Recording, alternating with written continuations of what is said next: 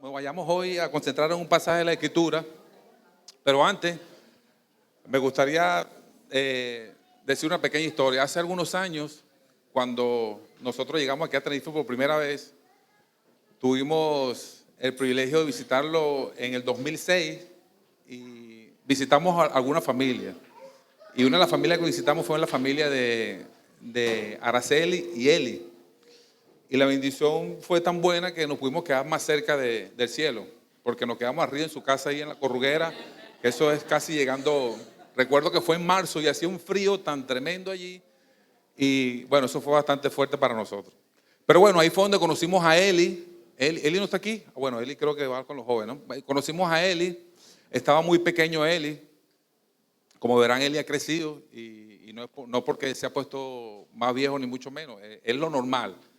Es lo que todo ser humano debería pasar en todo ser humano, que creciera, ¿no? Y por eso es que no nos podemos quedar pensando en que se iba a quedar Eli pequeño, ¿no? Y así que Eli creció un poquito. Bueno, quizá bastante, ¿no? Pero creció. Y si no crecía era porque algo estaba pasando. Algo estaba pasando, alguna condición había allí que Eli no podía crecer. Ahora fíjense, yo recuerdo cuando yo nací, no cuando nací de mi madre, sino cuando nací en Cristo, que un pastor fue a visitar la iglesia donde nosotros estábamos. Y yo recuerdo que, todavía recuerdo su predicación, porque él decía que muchas veces en las iglesias hay personas que tienen 20 años en el cristianismo. Y yo estando ahí, nuevo en la fe, escuchando, y él decía, 20 años repetidos. Y yo digo, ¿y cómo es eso? 20 años siendo un bebé en la fe. Entonces, de modo que Él nos animó como iglesia a no quedarnos allí, sino crecer hacia la madurez. A la madurez. Y el pasaje que vamos a estar estudiando hoy nos habla mucho de eso, de cómo el cristiano o el creyente debe crecer hacia la madurez, pero conectado a la fuente, a Cristo.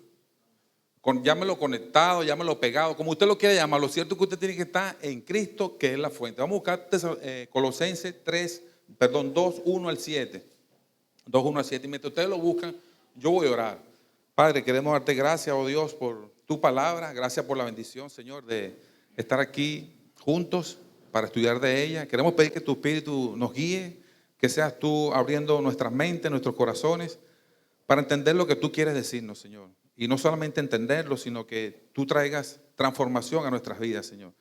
No nos queremos quedar como llegamos, sino seguir creciendo y avanzando hacia la madurez que tú quieres, Señor. En el nombre de Jesús, amén. Ok, aquí está el pasaje. El pasaje es 2. Lo voy a leer en una versión que tengo aquí que es un poco vieja.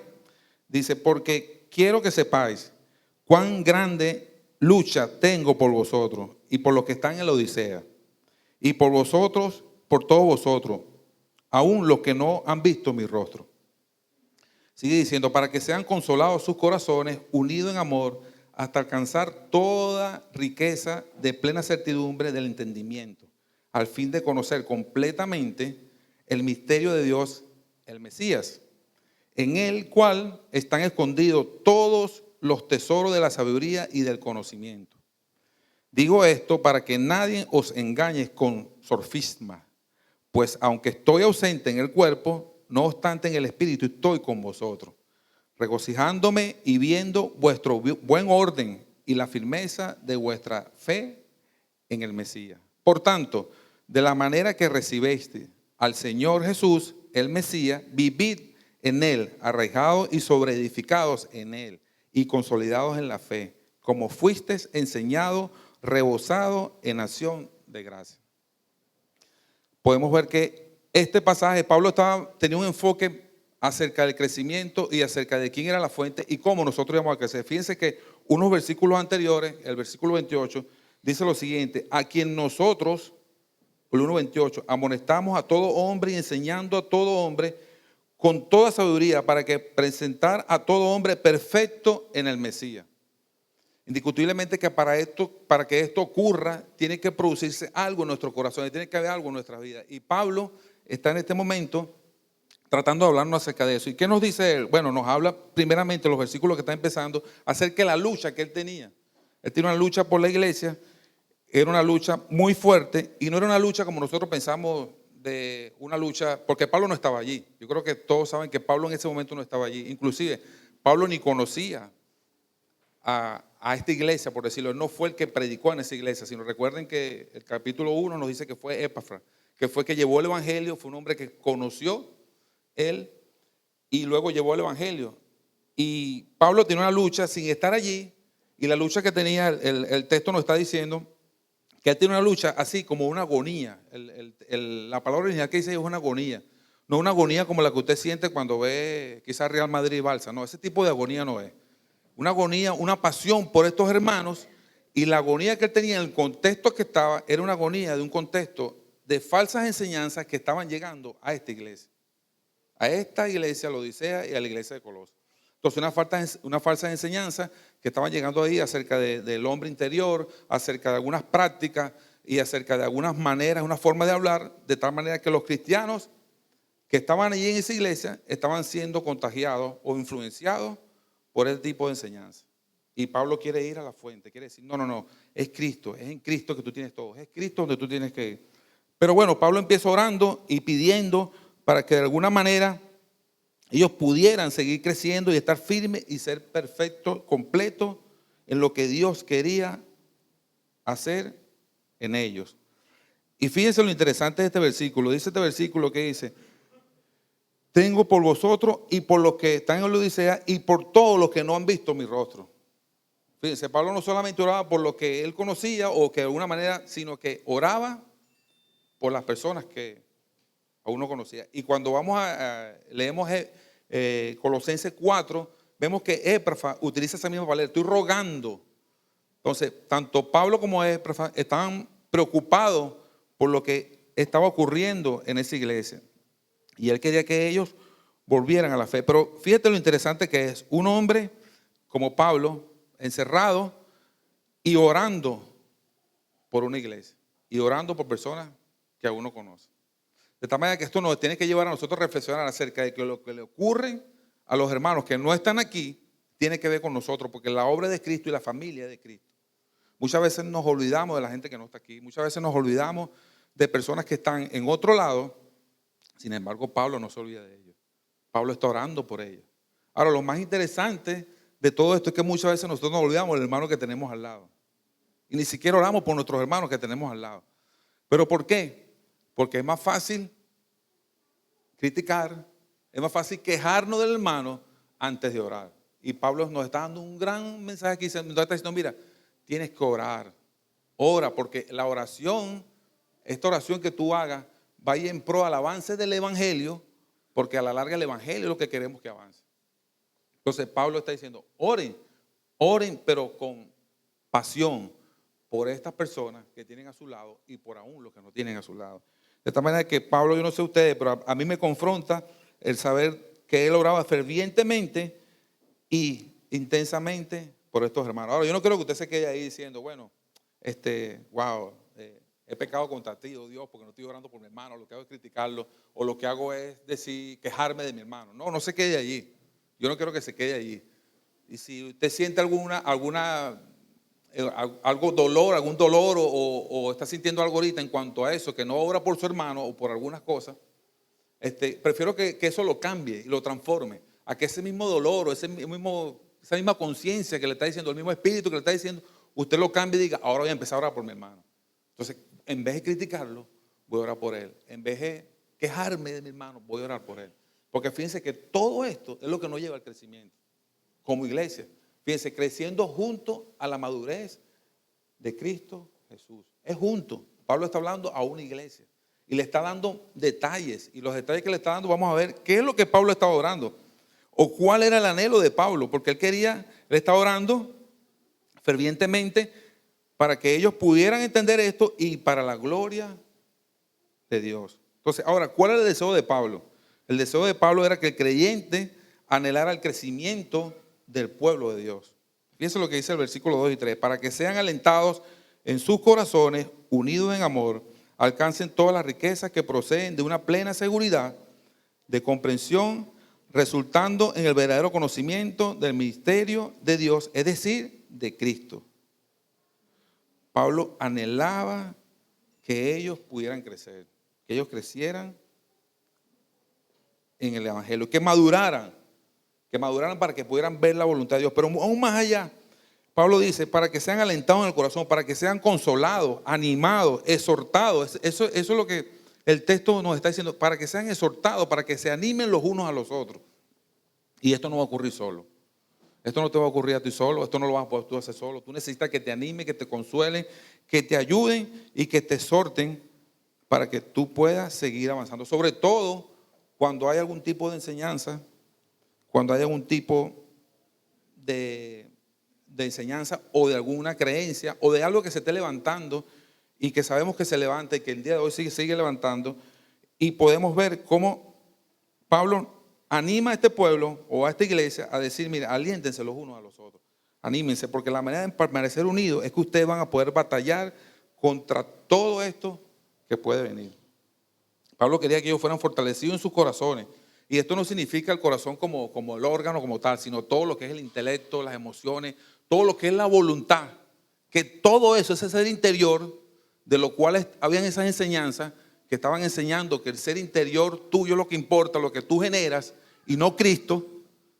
Pablo está diciendo, en todo ese ser interior, en todo lo que maneja tu voluntad, tus emociones, en todo eso, tú tienes que animarte, pero en Cristo. En Cristo, que seas animado en Cristo, que todo eso se lo entregues a Cristo, que tú puedas guardar tu corazón a través de la iglesia, porque de allí es que emana la vida, de ese corazón es que emana la vida. Y Pablo estaba preocupado de alguna manera y ocupándose en oración porque él sabía lo que estaba ocurriendo en esas iglesias. Él sabía lo que estaba ocurriendo. De tal manera que Pablo estaba animando a que se alentaran los unos a los otros y que fueran fortalecidos para avanzar en nuestra vida cristiana. Si nosotros no nos fortalecemos, nosotros no vamos a poder avanzar. Si usted no come, si usted no se fortalece, si usted no se anima, usted no va a avanzar en su vida cristiana. Ni usted ni yo.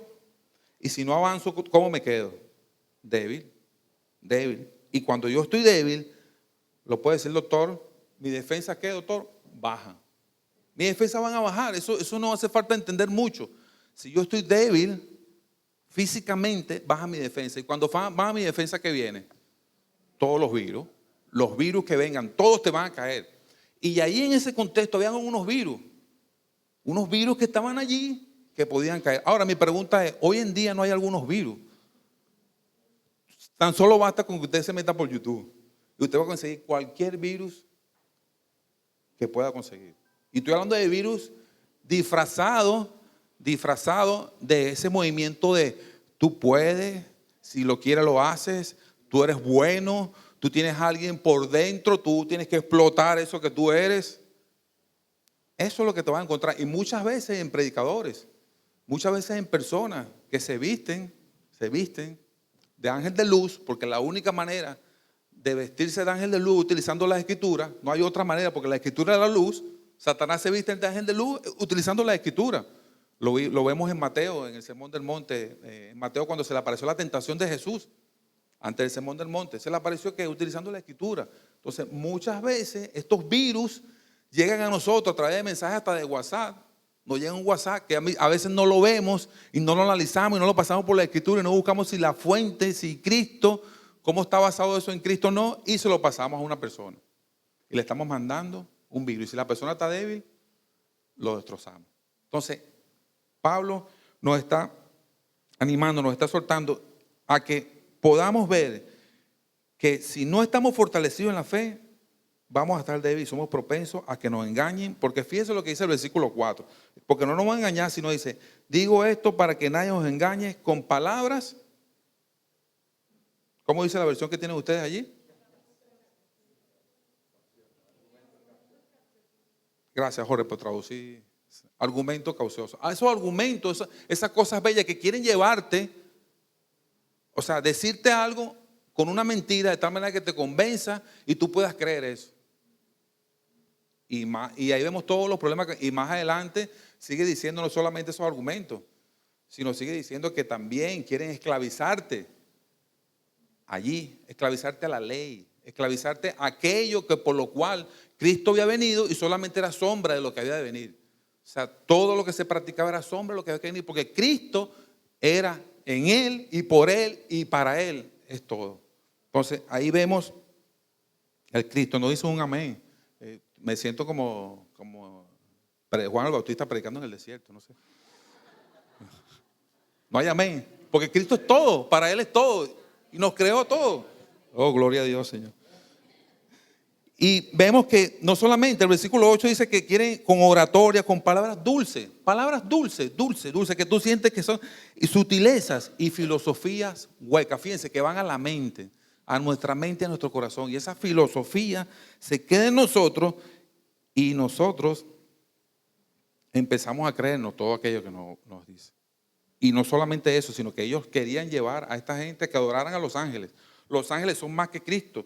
Dice por ahí el versículo 18. Entonces, estas enseñanzas estaban llegando y sofocando a la iglesia. A esa iglesia estaban desviando a algunos. Algunos estaban siendo desviados con este tipo de doctrina. Y yo sé que a veces nos cuesta y a veces hasta ruido nos hace la palabra doctrina, porque, oye, doctrina. Algunos dicen, pero no me hables de doctrina, háblame de amor. Y esta cosa de doctrina. No, pero doctrina es enseñanza. Esa palabra quiere decir la enseñanza. No es algo más místico, no es una enseñanza. Entonces, esa enseñanza, que Cristo lo enseñó mucho, es lo que nosotros tenemos que enseñar y ver que la enseñanza sea fidedigna, sea fiel a lo que dice Dios en su palabra, que sea fiel a eso. Ellos se presentaban como falsos maestros y no te traían una tarjeta, no era una tarjeta que te va a decir, mira, yo soy falso maestro, estoy en YouTube o estoy por WhatsApp. No te lo va a decir así, no te lo va a decir. Porque no es así como funciona. Utilizan la escritura, van a los corazones e impactan nuestro pensamiento y nuestra mente. Utilizan el error para engañarnos. Fíjense lo que dice Efesios, no lo busquen, lo voy a leer aquí. Dice, y le dio a algunos el ser apóstoles, a otro profeta, a otro evangelista. Estoy leyendo Efesios 4:11, a otro maestro, a fin de capacitar a los santos para la obra del ministerio, para la edificación del cuerpo de Cristo, hasta que todos lleguemos a la unidad de la fe y del conocimiento pleno del Hijo de Dios, a la condición de un hombre maduro, a la medida de la estatura, la plenitud de Cristo, para que no seas niños sacudidos por las olas y llevados de aquí para allá como todo viento de doctrina, por astucia de hombres con artimañas engañosas. Engañosa, es el engaño su arma, es el engaño lo que utilizan. Y déjeme decirle que usted puede decir, no me van a engañar. Pero es que no te van a engañar sino con una medio verdad.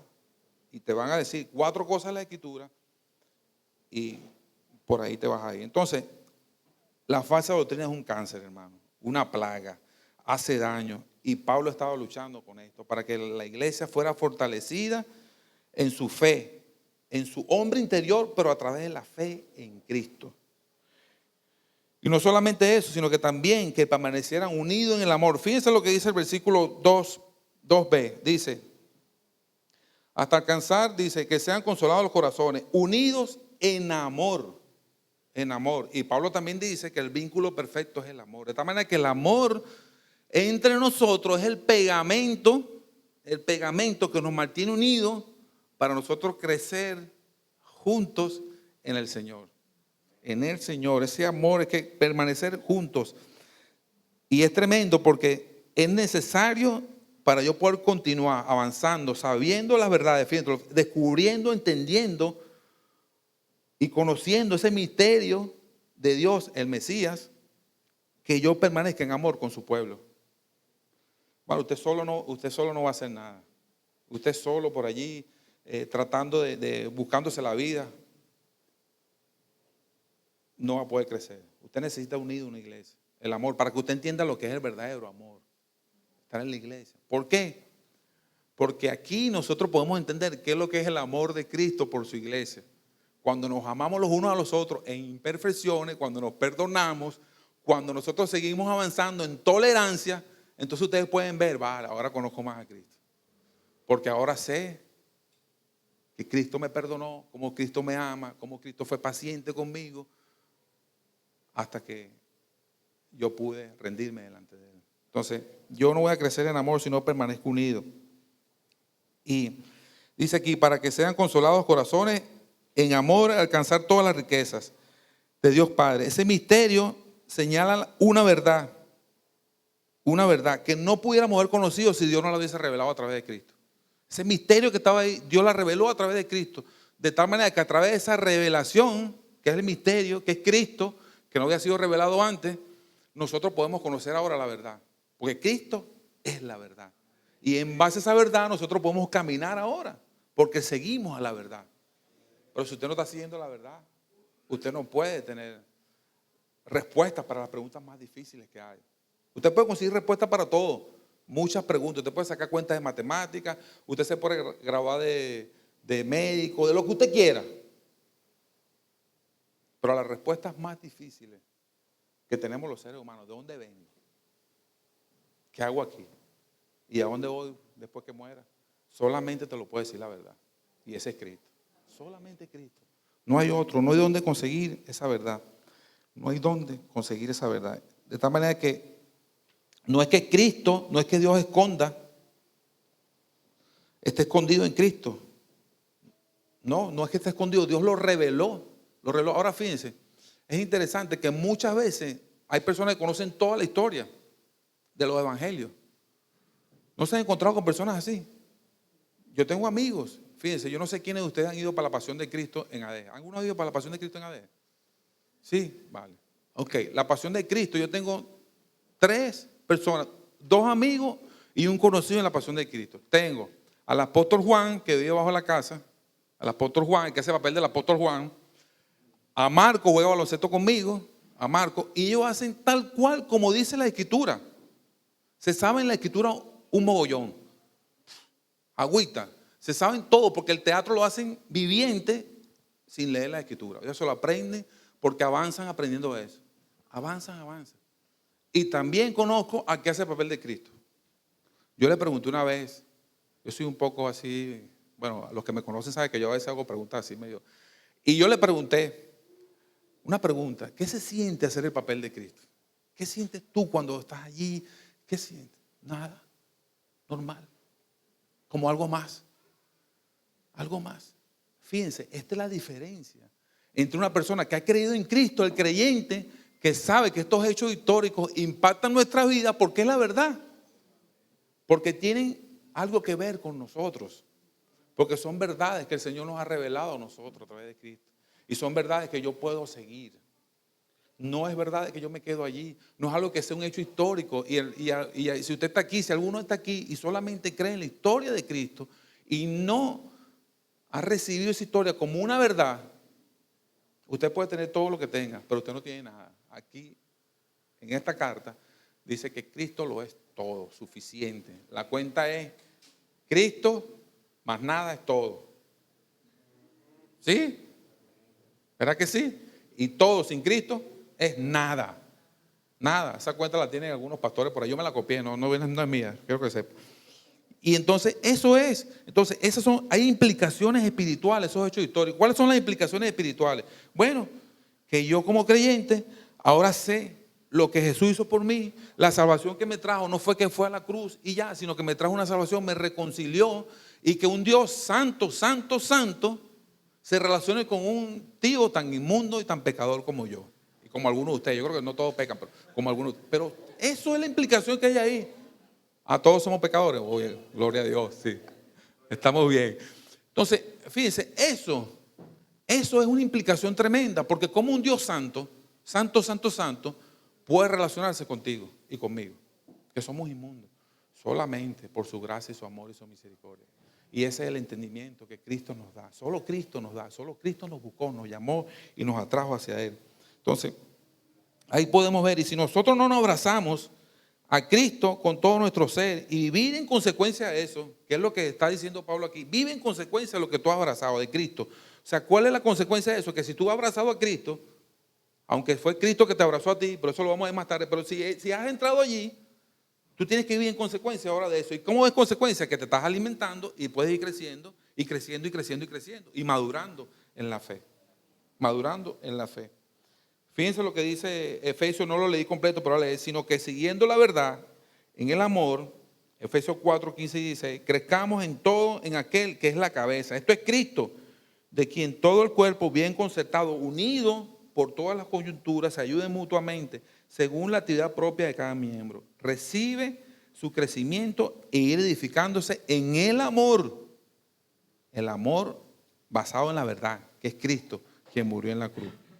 En otras palabras, si nosotros queremos entender más esas verdades, si nosotros queremos entender más acerca de la verdad del Evangelio, no podemos solamente quedarnos con estudiar la Escritura. Está bien que la estudie.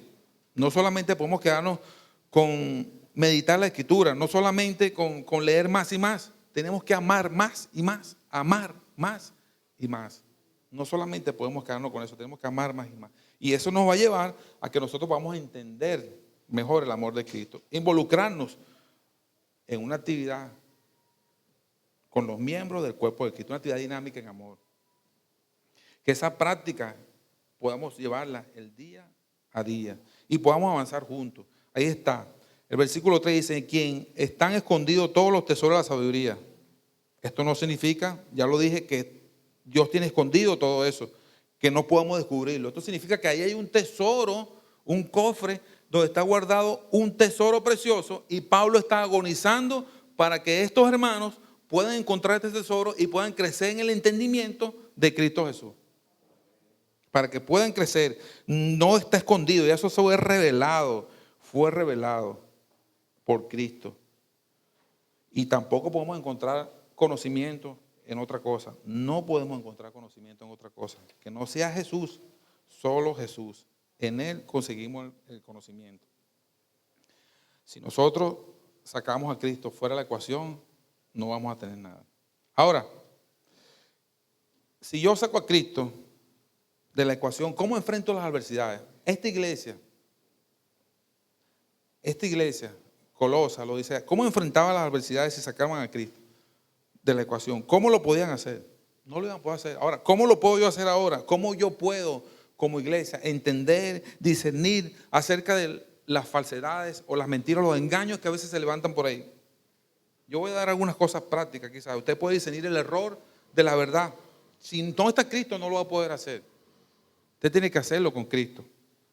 Por lo menos, hágase una pregunta. Cuando usted escuche un vídeo, cuando usted escuche un WhatsApp, cuando usted escuche una prédica, cuando usted lee un libro, cuando usted esté allí conversando con alguien, con un intelectual, con estas personas, esos filósofos que están allí, usted hágase esta pregunta.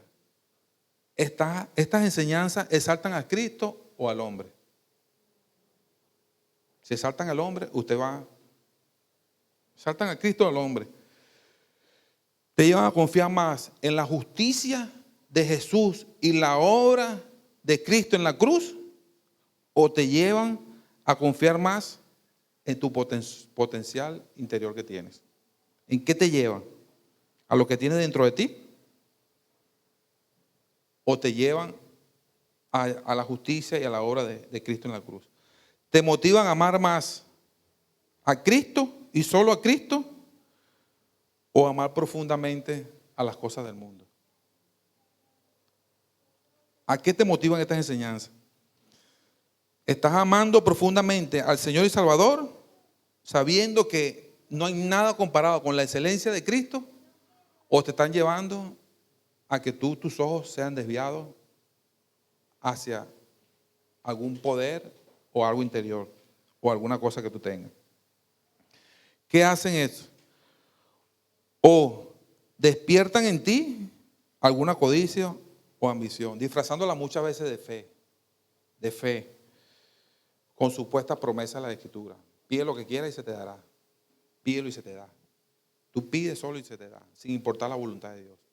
No me importa, Dios, si tú lo quieres o no. Yo pido y si no me lo da, yo lo busco, lo aseguro, lo declaro, lo amarro y lo cojo por donde sea, porque no eres Cristo suficiente, no eres tú que tienes todo el poder, no es tuya la gloria, sino la gloria es mía. Entonces, yo puedo chequear si la enseñanza va mal cuando yo empiezo a pensar en algunas cosas. Si tienes fe en eso, en estas cosas, de que tú puedes a través de una fe disfrazada adquirir algunas cosas, quizás lo que puedas tener en tu corazón sea codicia, idolatría, y no adoración a Cristo y solo a Cristo. Y pensar también que tú pues quieres que tu autoestima suba, en vez de llevarte a vivir por Él y para Él. Tenemos que pensar en esto y ver en esto. Hay muchas enseñanzas que llegan, no solamente de internet, llegan enseñanzas. Te encuentras con cualquier persona y dices, ok. Ahora, ¿qué más hacía Pablo? Fíjense lo que Pablo no solamente estaba hablando de esa iglesia, orando por esa iglesia, rogando por esa, sino que también se gozaba de esa iglesia. Fíjense lo que dice el versículo 5, porque yo, aunque estoy ausente en el cuerpo, sin embargo estoy con vosotros en espíritu. Ahí está la palabra, regocijándome al ver vuestra buena disciplina y estabilidad de vuestra fe. ¿En quién? En Cristo.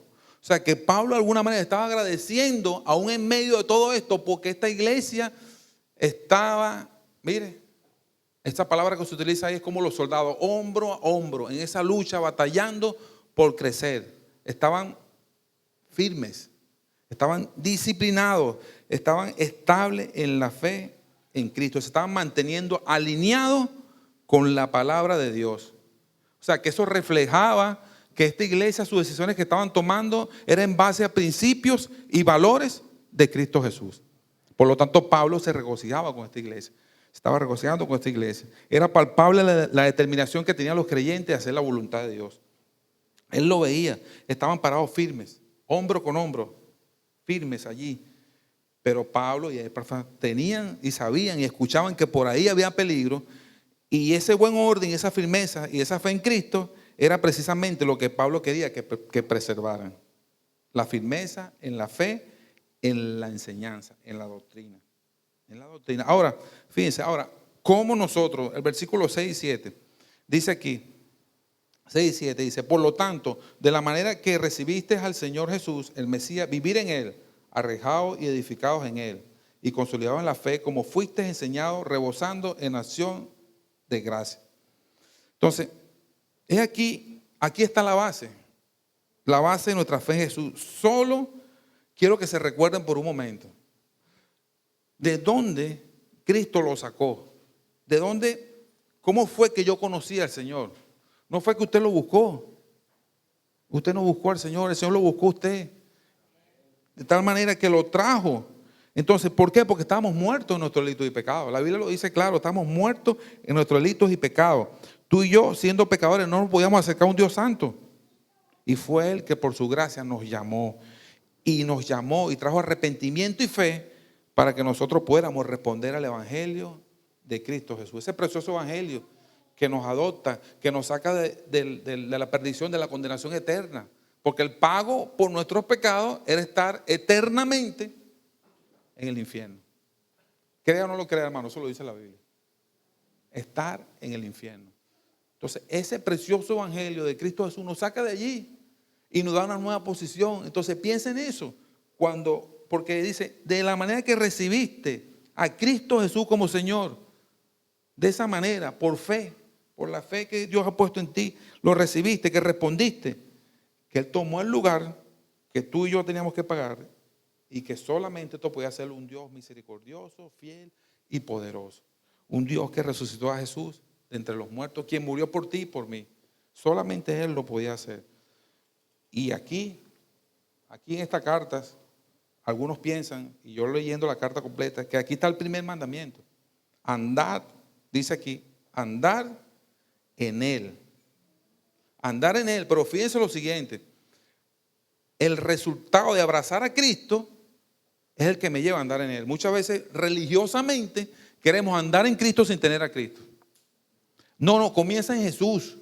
Y cuando yo comienzo en Cristo, es que ahora puedo andar en Él. Pablo dice, ahora andad en Él. Sigue las pisadas de Él. Ve lo que obedece a Cristo. No por obtener algo, sino porque ya tú fuiste reconciliado con Él. Ya tú fuiste aceptado por Él. Fuimos aceptados por Él. Fuimos bendecidos por Él. Entonces ya Cristo es el centro. No yo, ni algún mérito. Es su muerte y su resurrección que me acercaron a Él. Y Cristo con toda su deidad está completo. Nos invitó a esa relación con Él y ahora nos anima a seguir creciendo. Pablo estaba interesado en que estos creyentes no se movieran ni un milímetro de la dependencia de Cristo. De la dependencia de Cristo. Que no se movieran nada. Y por eso él dice allí que no se movieran, que estuvieran firmes, arraigados y edificados. Así como comenzó nuestras vidas, él comenzó eso en nuestras vidas, la fe, nosotros ahora tenemos que andar en él. Y en ese proceso de crecimiento en él. No solo, fíjense, el texto dice, como recibiste a Jesús como Señor y Salvador. No te quedes solo con el Salvador. Porque si te quedas solo con el Salvador, Cristo no es tu Señor. No te quedes solo con eso.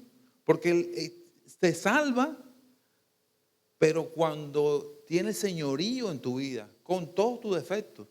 Pero es Señor, es Salvador y Señor muchas veces. Y esto es algo de discusión de teología de muchos años.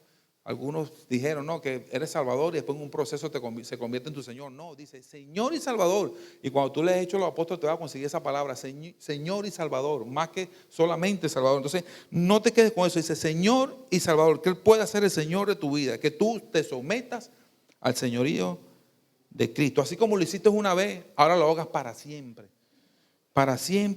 y por siempre. Debemos continuar viviendo nuestra vida en Él. Y esto implica una acción continua. Continuamente una acción.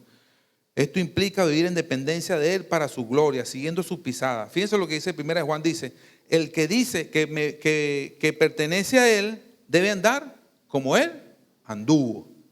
Debe seguir sus huellas, sus pasos. Entonces, ¿cómo vamos a andar en Él? En firmeza, arraigado y edificado y confirmado en vuestra fe. Tal como fuisteis instruidos y rebosados. Dios nos ha sembrado.